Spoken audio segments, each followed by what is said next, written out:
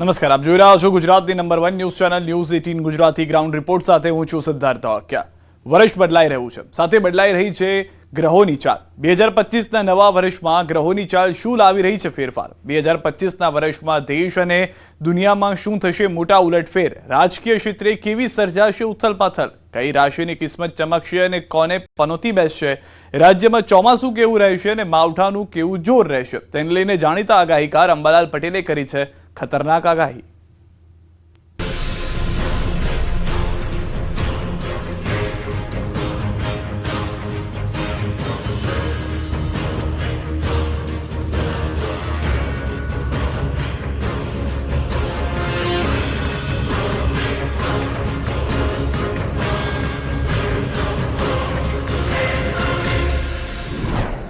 युद्ध, सत्ता, जिद, जनून, आशा અને હતાશા। આવતીકાલે શું થશે કોઈ નથી જોઈ શકતું, પણ આ ચહેરો, દરેક તસવીર આવનારા વર્ષના દરેક રાઝ ખોલવા માટે આતુર છે।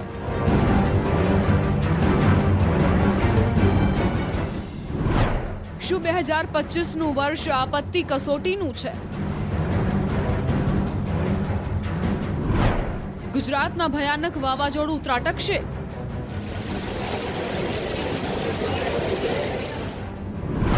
શેર બજાર, હીરા ઉદ્યોગ માટે કેવું છે વર્ષ? 2025માં કોરોના જેવી મહામારીનો ખતરો છે?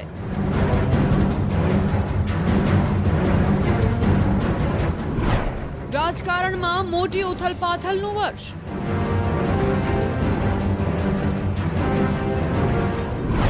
સરહદે ભારતને દુશ્મનો પડકાર ફેંકશે?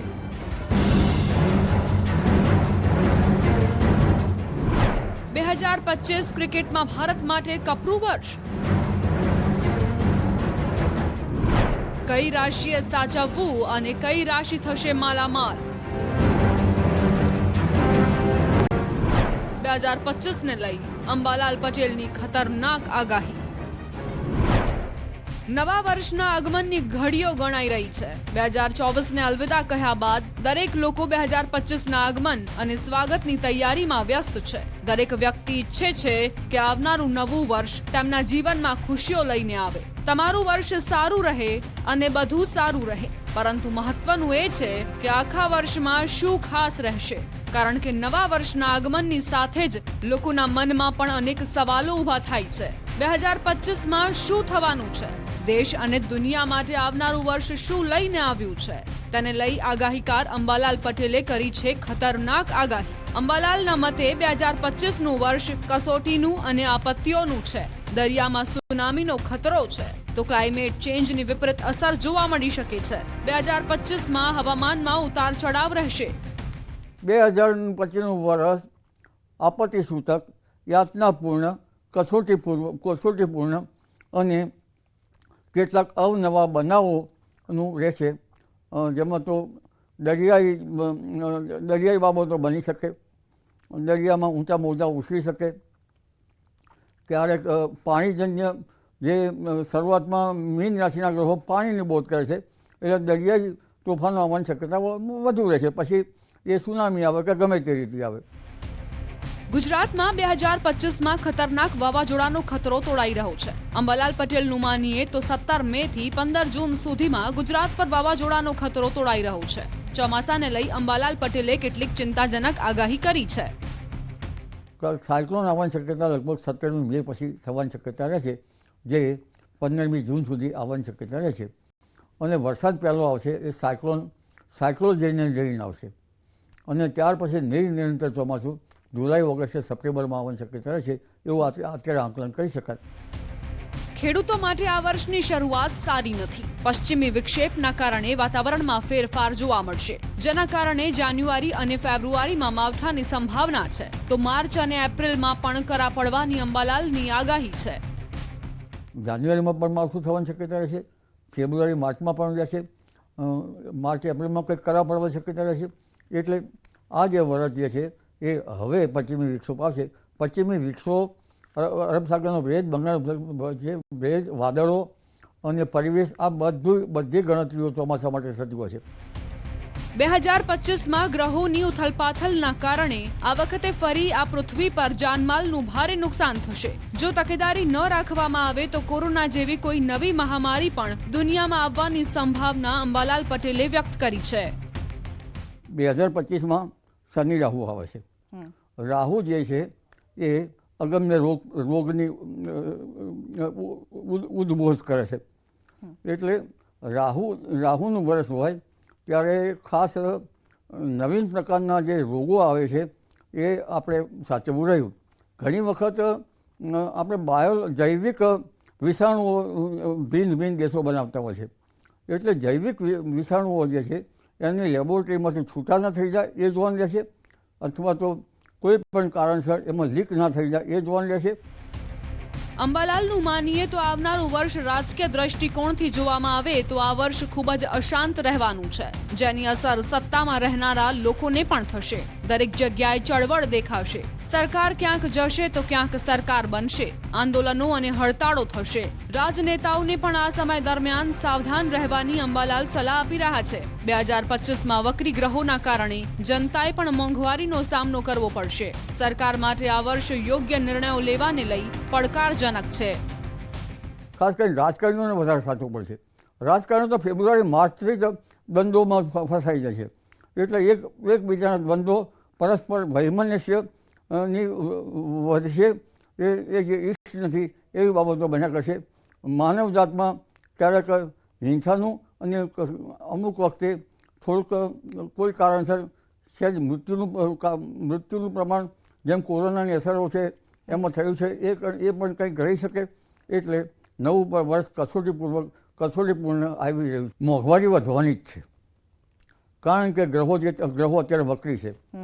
વક્રી ગ્રહો રાજકારણમાં દ્વંદ અને દુર્ઘટનાઓ, યાનની દુર્ઘટનાઓ, અન્ય બાબતો એ દેશમાં જે સંપ અને સુલે શાંતિ રાખવા દેશે નહીં. ભારત ચારે બાજુથી દુશ્મનોથી ઘેરાયેલું છે. પાકિસ્તાન બાદ હવે બાંગ્લાદેશમાં પણ ભારત વિરોધી જુવાળ ઊભો થઈ રહ્યો છે. ચીન પણ ભારતને પરેશાન કરવા ટાંપીને બેઠું છે. તેવામાં 2025માં દેશની સરહદોની સુરક્ષાને લઈ અંબાલાલ મોટા પડકારો જોઈ રહ્યા છે. દેશની અંદર પણ આતંકી પ્રવૃત્તિઓમાં વધારો થઈ શકે છે. જમ્મુ કાશ્મીરમાં આતંકવાદી પ્રવૃત્તિઓ વધે, બર્ફીલા પ્રદેશમાં છે, લદ્દાખમાં નેપાળની ઉપરનો ભાગ સાચવવો પડે, સીમાન ચીનનો ભાગ સાચવવો પડે. ચીન છે એ હાઇલેન્ડ પ્રવૃત્તિ કરશે, ભૂગર્ભ પ્રવૃત્તિઓ પણ ઘણી ચાલી શકે. અને પાકિસ્તાન અને અફઘાનિસ્તાનમાં અંદર બંધ થશે. પણ આ બોર્ડર પણ આપણે સાચવવું પડશે. એટલે સીમાઓ સાચવવાનું 2025નું વર્ષ રહેશે. 2024માં શેર બજારમાં મોટા ઉતાર ચઢાવ જોવા મળ્યા હતા. 2025માં પણ શેર બજારમાં મંદી અને તેજી બંને તરફના આંચકાની અંબાલાલની આગાહી છે. હીરા, સોના, ચાંદીના બજારમાં પણ મોટા ચઢાવ ઉતારની આગાહી છે. હીરા ઉદ્યોગ મંદીમાંથી નવા વર્ષે પણ બહાર આવે તેવી કોઈ મોટી રાહતની સંભાવના નથી જણાતી. સામાજિક, આર્થિક બધા પરિબળોયુક્ત, યાતનાપૂર્ણ પરિબળયુક્ત શેર બજારમાં ચઢાવ ઉતરાવ અને મંદી, બજારોમાં મંદી વૃદ્ધિ, આ બધી બાબતનું રહેશે. વક્રી ગ્રહ છે, માર્ગી થાય એટલે ચાલ બદલાશે. અત્યારે હાલ જે ચાલ છે એમાં મારી ગણતરી 2 બાજુના આંચકાઓ આવે. એટલે જ્યારે બુધનો ઉદય થાય ત્યારે આ ચાલ બદલાશે. ગ્રહો જ્યારે માર્ગી થાય ત્યારે ચાલ બદલાશે. એક માસમાં 2 વ્યતિપાત યોગ આવતા હોય, અથવા તો 2 એવા યોગ આવતા હોય સાયકલમાં, તો પછી શેર બજારમાં અસરો થતી હોય છે. બુધનો ઉદય લગભગ જૂન માસમાં થવાની શક્યતા રહે છે. આ ગ્રહો દુષ્ટગ્રહો, આ જે ગ્રહો જે છે એનું સંબંધ પણ ધીરે ધીરે જૂન માસમાં પછી થતું રહે છે. હીરા ઉદ્યોગ, સોના ઉદ્યોગ આ માટે આયાત નિકાસ ઉપર વધારે અસર રાખે છે અને લોકોની બૌદ્ધિક પર વધારે રાખે છે. એટલે આપણો હીરા બજાર ચમક જે છે એના માટે તો ગ્રહો ગુરુનો જોવા જોઈએ. ગુરુ અત્યારે વક્રી છે. ગુરુ જ્યારે માર્ગી થશે અને ગુરુ અતિચારે 2033 સુધી આવવાનો છે. એટલે 2033માં ચડ ઉતર એવું રહેવાની શક્યતા છે. 2025ના વર્ષમાં અંબાલાલ આસુરી શક્તિના ઉદય તરફ ઇશારો કરી રહ્યા છે. શાપિત દોષના કારણે આસુરી શક્તિઓ ચરમસીમા પર જોવા મળશે, જેના કારણે ન ધારેલી મારામારી અને યુદ્ધનો ઉન્માદ દેશ અને દુનિયામાં વધશે. આ વર્ષે ઠગ અને ધૂતારાઓનો ત્રાસ વધશે. સાથે જ લંપટ સાધુઓની કામલીલાઓ પણ બહાર આવશે. ધાર્મિક ક્ષેત્રે વિવાદોમાં ઘણી જગ્યાએ મોટા નિર્ણયો પણ લેવાઈ શકે છે. તામસી વૃત્તિઓ વધશે, જેના લીધે લગભગ ઘર્ષણ, મારામારી, ક્યારેક યુદ્ધ, ક્યારેક ન ધારેલી મારામારી આવું થવાની શક્યતા રહેશે. યુદ્ધનો ઉન્માદ પણ થશે. એટલે નવા વર્ષમાં ખાસ કરીને બીજું જોવા જઈએ તો વર્ષના અંતે જે ધૂતારાઓ ઠગ સાધુના વેશમાં આવશે અને તેમાં આપણે છેતરાઈને જઈએ એ જોવાનું રહેશે. નહીંતર હિપ્નોટિઝમ કરી કે કંઈ કરી દાગીના લઈ લેતા હોય છે એવું આપણે બનતું હોય છે. ઠગ ધૂતારાનો ત્રાસ વધશે, સાધુમાં આવશે, લંપટ સાધુઓની કામલીલાઓ બહાર આવશે. 2025 ક્રિકેટ જગત માટે કેવું રહેશે તેને લઈ ક્રિકેટ રસિયાઓમાં ઉત્સુકતા હશે. તો સાંભળો ક્રિકેટ જગતને લઈ અંબાલાલની શું છે ભવિષ્યવાણી. એટલે જ્યારે ક્રિકેટમાં મે મહિના પછી જો લગભગ ક્રિકેટો રમાશે તો ભારત માટે જ્યારે મંગળ શનિના યોગો થશે ત્યારે ક્રિકેટ માટે સાચું રહેશે. કારણ કે મંગળ જુસ્સાકારક છે અને મંગળના યોગો, શનિ મંગળના યોગો પાછલા જૂન મહિના પછી આજુબાજુમાં થઈ ગયા છે. એટલે પાછલું વર્ષ ક્રિકેટ પ્રેમીઓ માટે સારું રહેશે. દરેકને પોતાની રાશિ માટે આવનારું નવું વર્ષ કેવું રહેશે તેને લઈ ઉત્સુકતા હશે. ત્યારે અંબાલાલ પટેલે કઈ રાશિ માલામાલ થશે અને કઈ રાશિને પનોતી બેસશે તેને લઈ પણ ભવિષ્યવાણી કરી છે. ખાસ ગ્રહો સારા હોય તો માલામાલ કરી નાખે છે અને નહીં હોય તો એ ગ્રહ બહુ હેરાન કરતા હોય છે. મેષ રાશિમાં શનિ 12મી આવશે. શનિની મોકર શરૂ થશે પનોતીની 7.5ની.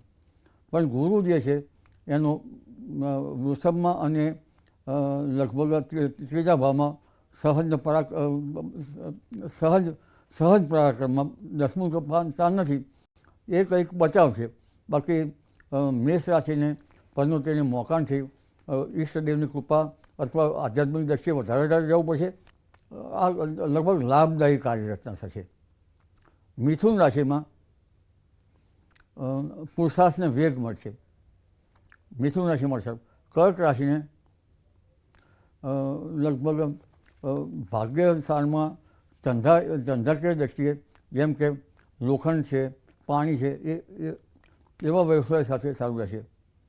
અને સિંહ રાશિને 2.5 વર્ષની મોકાણ બેસ છે. સિંહ રાશિએ સાચવવું પડશે.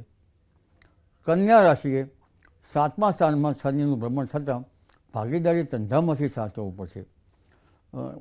પતિ પત્નીએ સાચવવું પડશે. અને તુલા રાશિ જે છે એમાં શત્રુ વિજય યોગમાં શનિ આવશે. પરંતુ જે ગ્રહો જે આવે પંચગ્રહીઓ એ આરોગ્ય સ્થાનમાં છે એટલે આરોગ્ય સાચવવું પડશે. વૃશ્ચિક રાશિ છે એના માટે લગભગ પનોતીની મોકાણ પૂરી થશે અને એ કંઈ મુક્ત થશે. પછી ધન રાશિ છે એને નાની પનોતી બેસવાનું રહેશે, લોખંડના પાયે બેસવાનું રહેશે. એટલે 2.5 વર્ષ એને સાચવવું પડશે.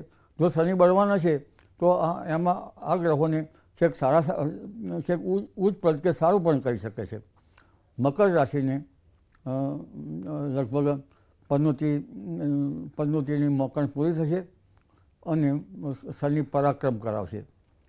અને કુંભ રાશિને લગભગ શનિની પનોતી પાછલા 2.5 વર્ષ આવશે. એટલે કુંભ રાશિના ગ્રહો અન્ય રીતે સારા છે. એટલે કુંભ રાશિને 2.5 વર્ષમાં જ્યારે આધ્યાત્મિક રહી, કોઈ હનુમાનજીને માનતો હોય હનુમાનજીને, પીરના માનતો તો પીરને, અથવા તો જૈનમાં જે મણિભદ્રને માનતા હોય કે જરા ન્યામીનાથને માનતા હોય ભગવાનને કે મલ્લીનાથને માનતા હોય તેમાં એ માટે સારું રહેશે. અને મીન રાશિને લગભગ 2.5 વર્ષ પૂરા થઈ બીજા 5 વર્ષ બાકી રહેશે. એટલે મીન રાશિ જે છે એને પનોતીની મોકાણ ચાલુ રહેશે, એટલે એમના જો શનિ સારો છે તો એમને સાચવવું પડશે. 2025નું વર્ષ ભલે આપત્તિઓ અને કસોટીનું હોય, નકારાત્મકતા વધારનારું અને ઉથલપાથલનું હોય, આ બધા વચ્ચે હરિનું નામ જ આ તમામ સંકટોમાંથી ઉગારશે. માટે જ અંબાલાલ પણ ભજન ગાઈને હરિનામ સ્મરણનું આહવાન કરી રહ્યા છે. શેરી વળાવીને સાફ કરાવું ઘરે આવો ને, તમારા આંગણીએ ફૂલડા વેરાવું, હરી ઘરે આવો ને. નવા વર્ષમાં હરી તમે મારા ઘર આવો અને આ બધા અમારા જન છે એને ઉગારો. એટલે હવે હરી આવવાનું રહેશે. કલ્કી અવતાર તો થશે ત્યારે નહીં થશે, પણ સત્વગુણ વધશે તો ઓટોમેટિક જ આખું દુનિયામાં આવશે. એટલે હરીને તો બોલાવવો જ પડશે. 2024ની વિદાયને હવે કલાકો જ બાકી છે, ત્યારે હાલ લોકો ઉજવણીમાં વ્યસ્ત થઈ ગયા છે. કેટલાક લોકો નાતાલના મિની વેકેશનમાં પરિવાર સાથે ગુજરાતના હરવા ફરવાના સ્થળો પર પહોંચી ગયા છે. પ્રવાસીઓની ભીડને જોતા હાલ ગુજરાતના દરિયા કિનારાના વિસ્તાર હોય કે આસ્થાના ધામ લોકોથી ઉભરાઈ રહ્યા છે. જુઓ લોકોના હોટ ફેવરિટ ડેસ્ટિનેશન કયા છે.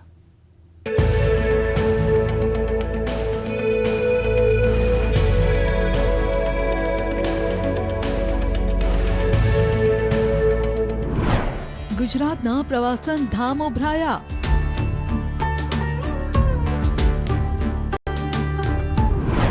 નાતાલની રજાઓમાં જામી ભીડ.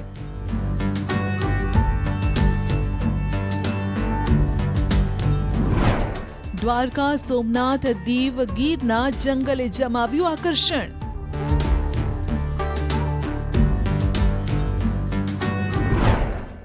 હરવા ફરવા કે મોજ મસ્તી માટે જ નહીં, પરંતુ લોકો ભગવાનના શરણે માથું ટેકવાનું પણ હવે તો પસંદ કરે છે. યાત્રાધામ દ્વારકામાં ભગવાન દ્વારકાધીશના દર્શન કરવા ભક્તોનું ઘોડાપૂર ઉમટ્યું. જોઈ લો આ ભીડ, જે સાબિતી આપે છે જગતના નાથના દર્શન માટે લોકોને કેટલી તાલાવેલી છે. હાલ નાતાલનું મિની વેકેશન ચાલી રહ્યું છે, ત્યારે લોકો તેમના વડીલો, બાળકો સાથે યાત્રા કરવાનું આયોજન કરતા હોય છે. આવામાં દ્વારકા ફક્ત ગુજરાતીઓ જ નહીં, પરંતુ ભારતીયો માટે પણ આકર્ષણનું સ્થળ છે. કડકડતી ઠંડી વચ્ચે વહેલી સવારથી જ ભગવાન દ્વારકાધીશના દર્શન કરવા ભક્તોનો ધસારો જોવા મળ્યો. ફક્ત દ્વારકા જ નહીં, સોમનાથ પણ લોકોનું હોટ ફેવરિટ છે. કૃષ્ણનગરી દ્વારકાના દર્શન બાદ લોકો ભોળેનાથને ભજવા સોમનાથ આવવાનું પસંદ કરે છે. ત્યારે પ્રથમ જ્યોતિર્લિંગ સોમનાથમાં હાલ ભક્તો માય નહીં એટલી ભીડ છે. દરિયા કિનારે આવેલ સોમનાથ મંદિરે આવો એટલે આપને અનેરી શાંતિનો અનુભવ થાય. શિયાળામાં અહીં વાતાવરણ પણ સાનુકૂળ રહે છે, જેથી લોકો ડિસેમ્બરમાં આવવાનું વધુ પસંદ કરે છે. ઉપરથી અહીં સુરક્ષા અને દર્શનની વ્યવસ્થા પણ સારી હોવાથી ભક્તોને કોઈ અગવડ પણ નથી પડતી. કોઈ પણ જ્યોતિર્લિંગ જાઓ, હું ઘણા જ્યોતિર્લિંગ જઈ આવી, બધા મોસ્ટ ઓફ જઈ આવી છું, પણ સોમનાથ જેવી ભવ્યતા તમને ક્યાંય ન મળે. અને એટલી જ સરસ રીતના લાઈનમાં બધાને સરસ દર્શન થાય, એટલી સરસ સિક્યુરિટી, એટલું બધા અહીંના માણસો એટલા સરસ, બધા સિક્યુરિટી વાળા સ્ટાફ બધો બહુ સરસ છે અને આપણને યોગ્ય રીતે દર્શન થઈ જાય. 2024ને બાય બાય કહી નવા વર્ષમાં નવી ઉર્જા મળે તેવા આશીર્વાદ લેવા માટે ભક્તો દૂર દૂરથી આવ્યા છે. સોમનાથ, દ્વારકા, દીવ, ગીર, બસ જ્યાં જુઓ ત્યાં લોકો પરિવાર સાથે પહોંચી રહ્યા છે. આગામી 2025નું વર્ષ સારું જાય, આરોગ્ય અને સંપત્તિની રીતે સુખમય નીવડે તેવા આશીર્વાદ લોકો सोमनाथ दादा पासे मांगी रहा है. मैं राजस्थान के बीकानेर से आए हम लोग यहाँ सोमनाथ के दर्शन करने. ये 12 ज्योतिर्लिंग में से है. हम लोगों का ये लास्ट ज्योतिर्लिंग है. हमने सारा कर लिया 12 ज्योतिर्लिंग.